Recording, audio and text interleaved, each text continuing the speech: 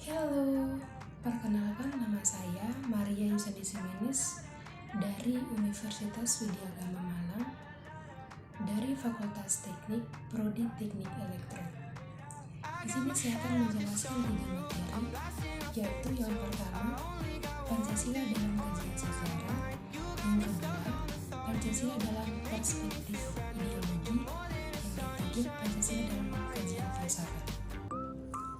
Yang pertama, Pancasila dalam kajian sejarah. Pancasila merupakan kumpulan 5 nilai dasar yang dikembangkan bersama bangsa Indonesia sejak zaman dahulu, yaitu sila pertama. Simbol bintang yang dimiliki 5 sudut melambangkan Pancasila, yaitu ketuhanan Yang Maha Esa. Bintang melambangkan seperti sebuah cahaya yang dipancarkan oleh Tuhan kepada setiap manusia. Lambang bintang juga diartikan sebagai sebuah cahaya untuk menerangi dasar dan negara Indonesia. Sedangkan latar berwarna hitam menunjukkan alam dan mengandung arti bahwa Tuhan bukanlah sekadar manusia, tetapi sumber dari segalanya dan telah ada sebelum segala sesuatu di dunia ini ada. Sila kedua, rantai melambangkan sila kedua Pancasila, yaitu kemanusiaan adil dan beradab. Rantai tersebut terdiri atas mata rantai yang berbentuk segi empat dan lingkaran yang saling berkaitan untuk bentuk lingkaran. Mata rantai segi empat melambangkan laki-laki, sedangkan yang lingkaran melambangkan perempuan. Mata rantai yang saling berkaitan pun melambangkan bahwa setiap manusia, laki-laki dan perempuan, membutuhkan satu sama lain dan perlu bersatu sehingga menjadi seperti sebuah rantai. Sila ketiga yaitu sebuah pohon beringin di bagian kiri atas perisai berlatar putih melambangkan sila ketiga, yaitu persatuan Indonesia. Sebuah pohon beringin merupakan sebuah pohon Indonesia yang berakar tunjang, sebuah akar tunggal panjang yang menunjang pohon yang besar ini dengan tumbuh sangat dalam ke dalam tanah. Hal ini mencerminkan kesatuan dan persatuan Indonesia. Sebuah pohon beringin juga mempunyai banyak akar yang menggelantung dari ranting-rantingnya ini, mencerminkan Indonesia sebagai negara kesatuan, namun memiliki berbagai latar belakang budaya yang bermacam-macam. Sila keempat yaitu kepala banteng melambangkan sila keempat Pancasila, yaitu kerakyatan yang dipimpin oleh hikmat kebijaksanaan dalam permusyawaratan perwakilan. Kepala banteng melambangkan bahwa sosial yang suka berkumpul, seperti halnya bermusyawarah di mana orang-orang harus berkumpul untuk mendiskusikan sesuatu. Sila kelima, sebuah padi dan kapas melambangkan sila kelima, yaitu keadilan sosial bagi seluruh rakyat Indonesia. Sebuah padi dan kapas dapat mewakili sila kelima, yaitu padi dan kapas merupakan kebutuhan dasar setiap manusia, yakni sebuah pangan dan sandang sebagai syarat utama untuk mencapai kemakmuran tanpa melihat suku, ras, dan golongan. Ini mencerminkan persamaan sosial di mana tidak adanya kesenjangan sosial antara satu dan yang lainnya, tetapi hal ini atau persamaan sosial bukan berarti bahwa manusia memakai ideologi komunisme. Di sini Pancasila telah menjadi bagian penting dalam sejarah Indonesia dan telah mengalami beberapa tahapan perkembangan. Berikut beberapa poin penting tentang Pancasila dalam konteks sejarah Indonesia. Yang pertama, Pancasila telah terpecah menjadi beberapa tahapan, termasuk pada masa pra kemerdekaan. Yang kedua, Pancasila dirumuskan sebagai dasar dari ideologi negara serta landasan filosofis negara. Yang ketiga, Pancasila telah mengalami pasang surut sebuah pemahaman dan penerapan nilai-nilainya sepanjang sejarah Indonesia. Yang keempat, Pancasila telah dijadikan pedoman masyarakat Indonesia dalam kehidupan sehari-hari dan menjadi norma dalam berperilaku dan bertindak. Yang kelima, Pancasila lahir bersamaan dengan lahirnya bangsa Indonesia dan telah menjadi bagian integral dari jati diri bangsa. Dari kesimpulannya, Pancasila telah berperan penting dalam sejarah Indonesia dan telah mengalami beberapa tahapan perkembangan yang telah dijadikan pedoman masyarakat Indonesia dalam kehidupan sehari-hari dan menjadi bagian integral dari jati diri bangsa. Yang kedua yaitu Pancasila dalam perspektif ideologi. Ideologi berasal dari bahasa Yunani yaitu yang diambil dari dua kata idea dan logos.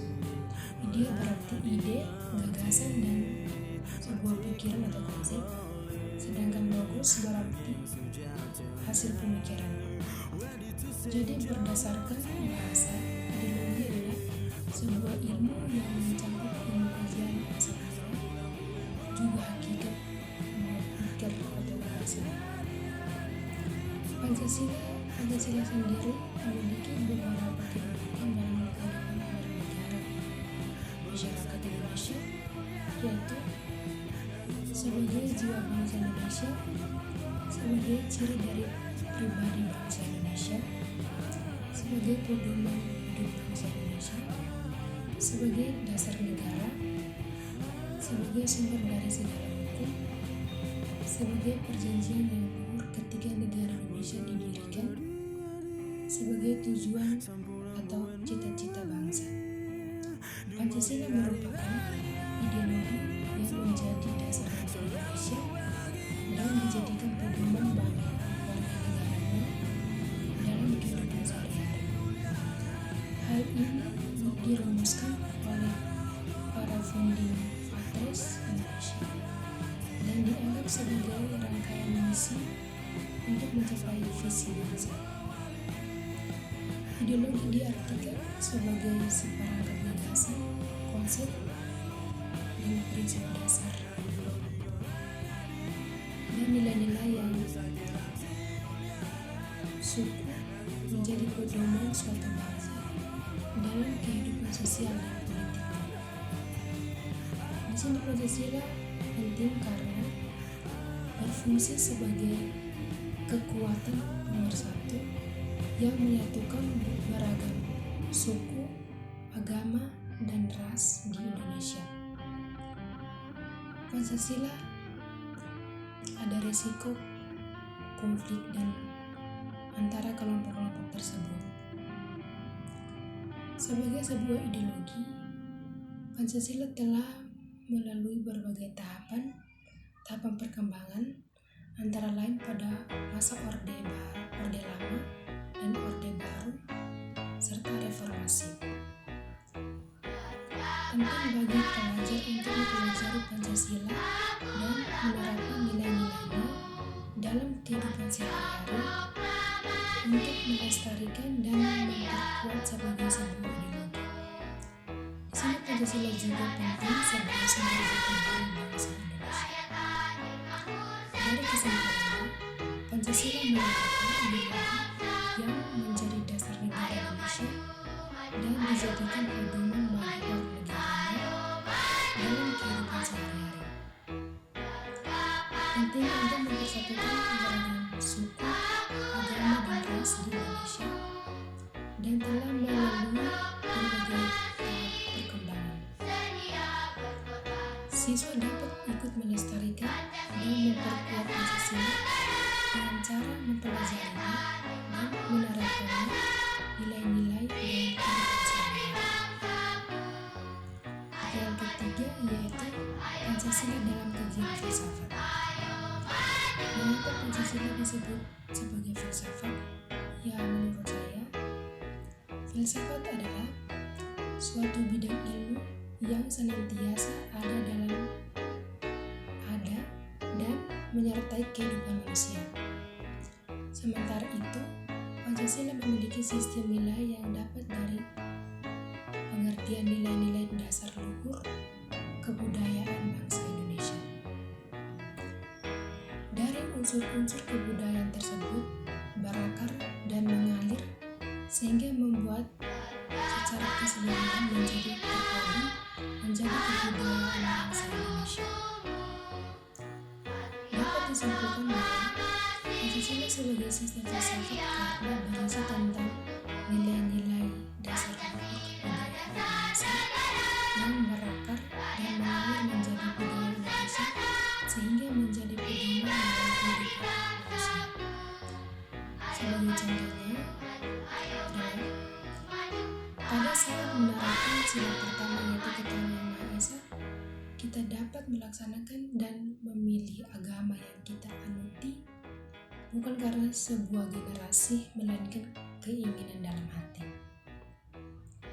Sila dalam Pancasila dapat menjadi sebuah perangkat ilmu kenegaraan, contohnya dalam menghargai HAM seperti sila kedua. Pancasila merupakan suatu sistem filsafat yang menjadi pedoman tingkah laku dan tindakan dalam kehidupan sehari-hari, khususnya dalam konteks kehidupan bermasyarakat dan berbangsa. Ini dianggap sebagai sistem filsafat karena mengandung seperangkat nilai, kepercayaan dan prinsip yang memandu individu dan masyarakat secara keseluruhan. Pancasila terdiri dari 5 prinsip atau sila. Sila pertama yaitu ketuhanan yang Maha Esa. Pancasila sebagai dasar negara merumuskan relasi antara Tuhan dan manusia serta agama dan negara.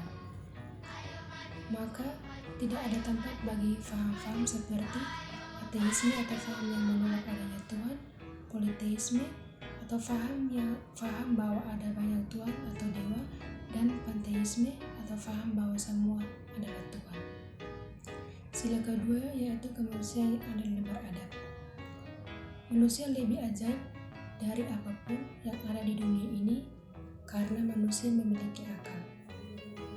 Sifat manusia berjalan sesuai dengan hakikat kehidupan.